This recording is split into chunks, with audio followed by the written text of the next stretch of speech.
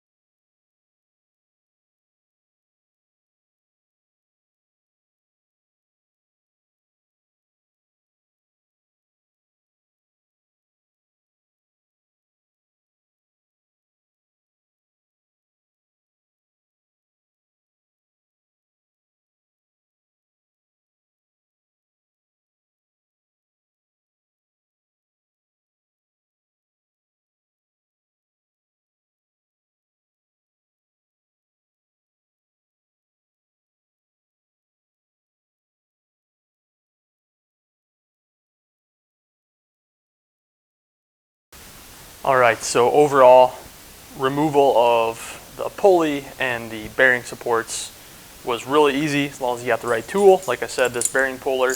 Now it's time to take it back over to the joiner and get it reinstalled in its location. So we're back over at the joiner here. First thing to do is reinsert the studs into the bearing supports.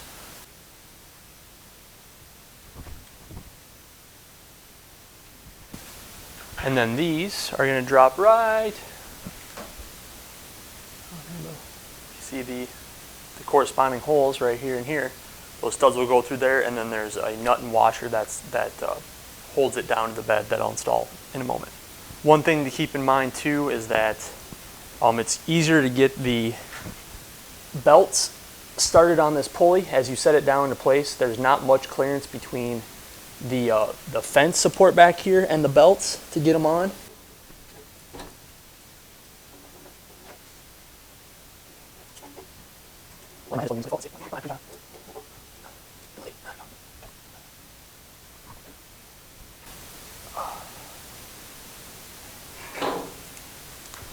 Okay, there we go. We got the cutter head now down in its place. Got the belts around the pulley. It's going to be hard to see, but right here, there's really no clearance to get the belts past the pulley and into their grooves with the fence support in place. So that's why I got the belt started first.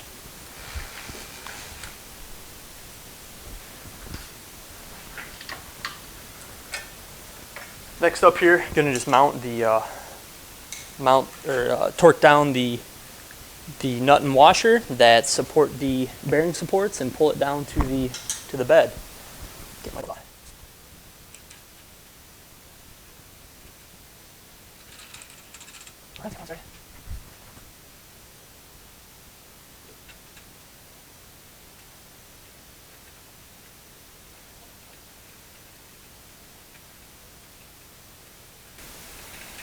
Clearance is pretty tight for your fingers, so it takes a little bit to get the nut started.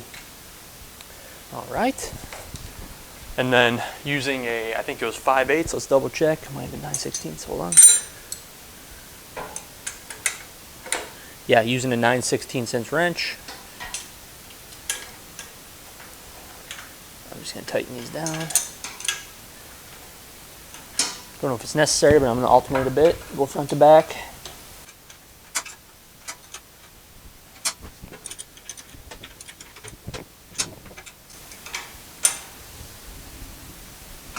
All right, did the old German Guten tight.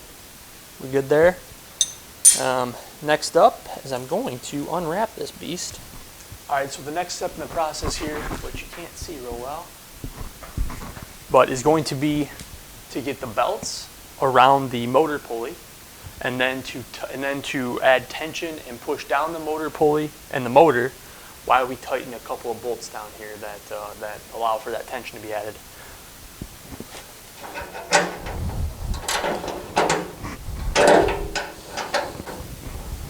Okay, so I've lifted up the motor, tightened down the bolt right in here, and now I wasn't able to get the pulley around, or the belt around the pulley with just one hand, so with two hands it should be much easier. There we go. There we go. All right, I was able to get the jump.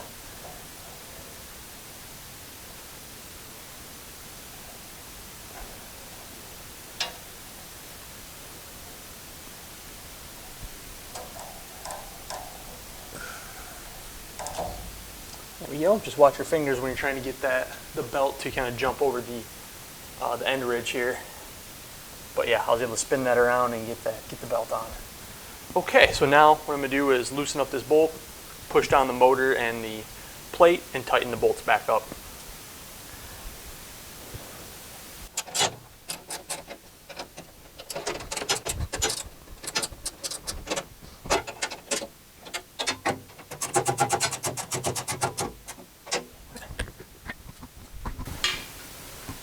And there we have it. All right, so next steps for me is I want to put a longer power cord on the machine. It's only got a little like 4-foot cord now. So what I'm gonna do is I'm gonna take off the switch assembly on the outside of the machine, take that cover off, put in a new power cord.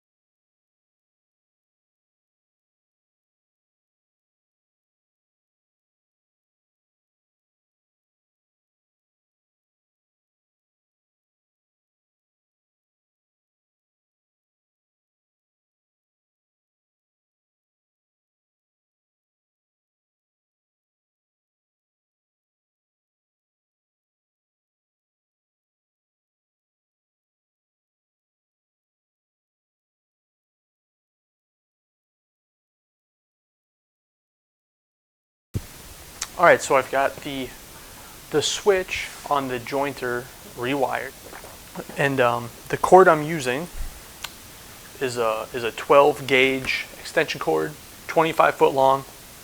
It says it's good for 20 amps at 25 feet. The motor only has 12 on the motor. 12 gauge is plenty good for that at 25 foot long.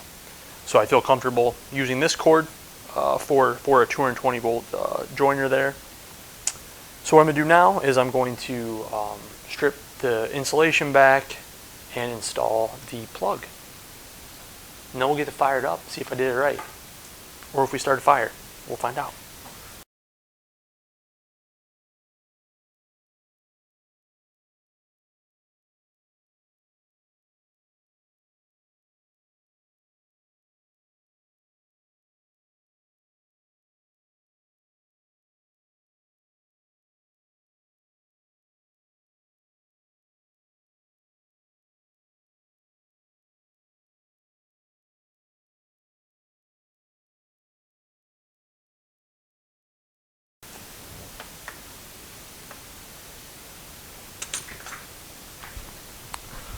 All right, here goes the moment of truth. I haven't turned it on yet, so this is my very first time turning it on. We'll see how it goes. I'm gonna just back away just in case.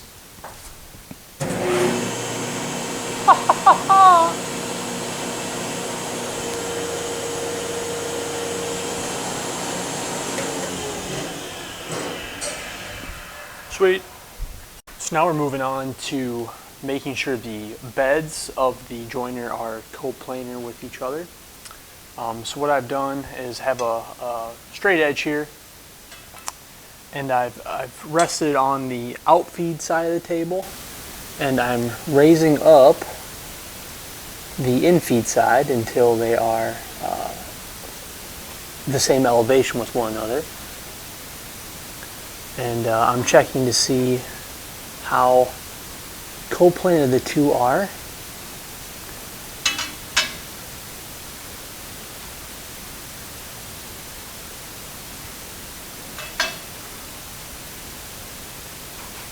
And they are really good. I will say that maybe the very front edge of the jointer, of the infeed I should say, is maybe, I mean, just a tiny bit high. I mean, just the slightest amount of, I can see just the slightest bit of daylight here.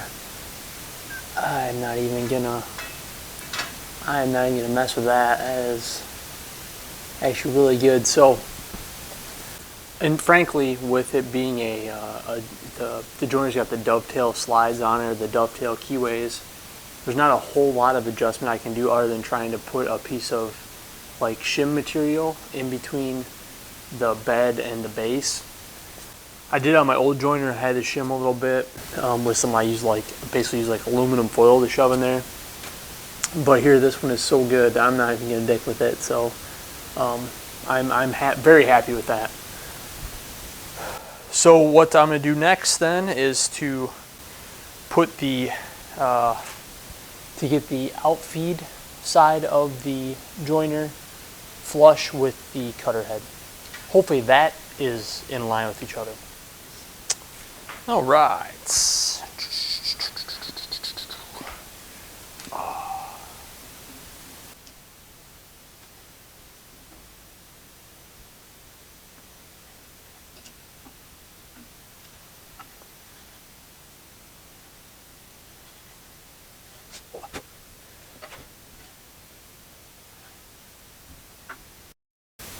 The cutter head is actually not perfectly parallel with the outfeed table, unfortunately. The side towards me here is actually a little bit lower than the bed, and this side here is a little bit above the bed. This side is the lowest. I'm going to set my outfeed table flush with here. So I will be removing some extra material from the belt side of the stock I passed through here, but it's still going to be, if you think about it, it's still going to make one flat surface. It's just going to be removing more material from here than out here, so I'll be wasting a little bit of stock. Okay, so just reattaching the fence here. There is a stud or a bolt that drops down from the fence. That's got to go through the slot that travels in and out here. Once that's in place, I'm just going to go ahead and put the washer and the double nut on it.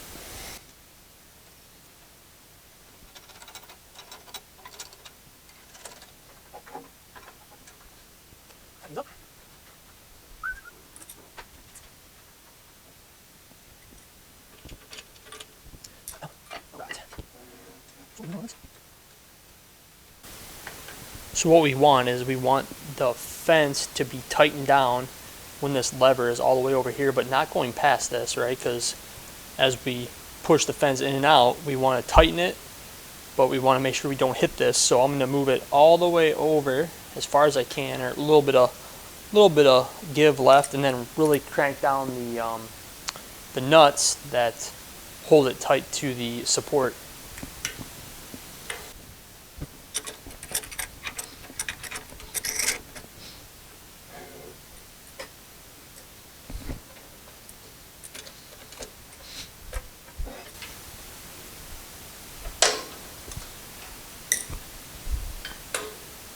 Oh, I see. It can tighten up either way. Okay, cool. It's like a eccentric cam thing, so it can tighten up from either direction. Sweet. All right.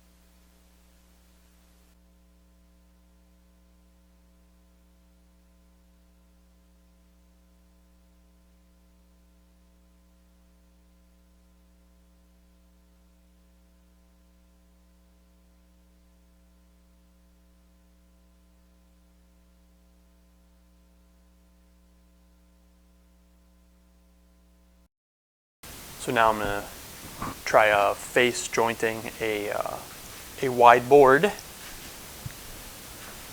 I've got about a 7-inch wide piece of oak here.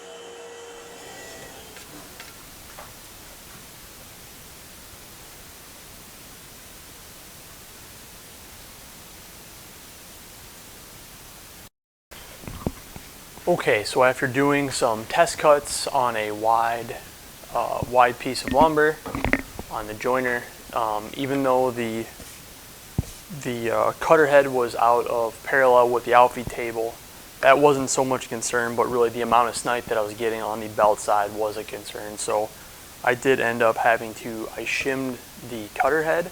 So I put a very small shim underneath the bearing support on the non-belt side, I guess the side that's away from the camera here. Very small piece of shim stock underneath there to raise up the cutter head on this side, and that seemed to give me really good results. So I no longer have snipe.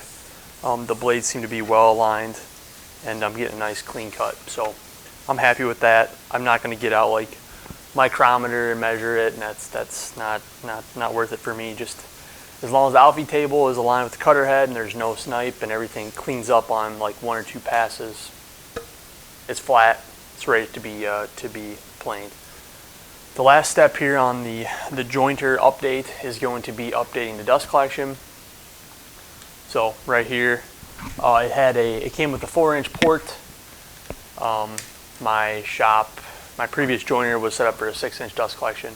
So I'll be setting this one up for a 6-inch collector as well, or for a dust chute. And so I stole the old one from my 6-inch joiner. I just need to make a new like adapter plate out of plywood that will span the big opening that's on the joiner. So I'm gonna basically cut out a square, attach this smaller square to the bigger square, caulk it, aluminum foil tape it, and attach it. Here we go.